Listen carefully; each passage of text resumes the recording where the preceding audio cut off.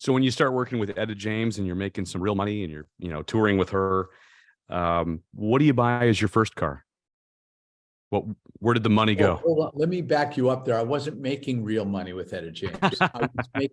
I literally told her I was a kid. I was 18. I said, well, I'll work for free. I just want to play music with you. And she said, okay, cool. And there were times when I didn't get paid, but she did pay me well for the time for 1974. And,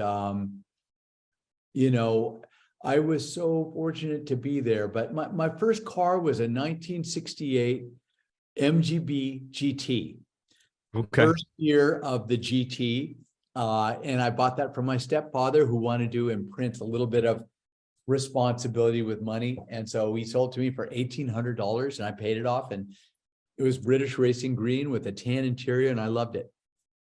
Perfect. And when you did start making real money and not doing gigs for free, what was the kind of the pinnacle purchase, at least early on, where you said, now I can buy something that I really want? Okay, and it wasn't expensive at the time, but I got obsessed with Studebaker Silverhawks, and I didn't find one, but I ended up with a 1960 T-Bird convertible. Oh, So beautiful. it was the square bird, that sort of catfish looking one. It was a continental white with a red leather interior and a white top.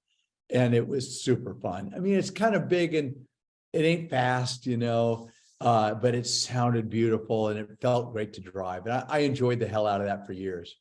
So to say that, and here's a question for a musician, it sounded good. And now you're making this transition into EVs, which sound like nothing, Brian. Yeah.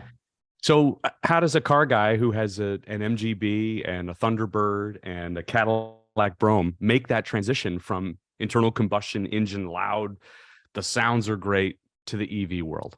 Yeah, sure. Great question. Well, I don't make a transition. I drive the EV to be, a great day driver and be responsible, because I go between the desert and LA all the time. That would be a lot of fossil fuels used and a lot of pollution. I have solar panels on my getaway house and my LA house. So I charge my EV from the sun, and that feels really good to me and really responsible.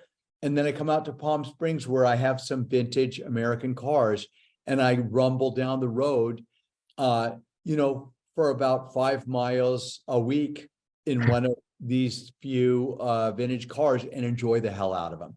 And that's the way it feels good to me. I don't use a lot of gas, but I sure enjoy the smell and the sound of a good old American V8.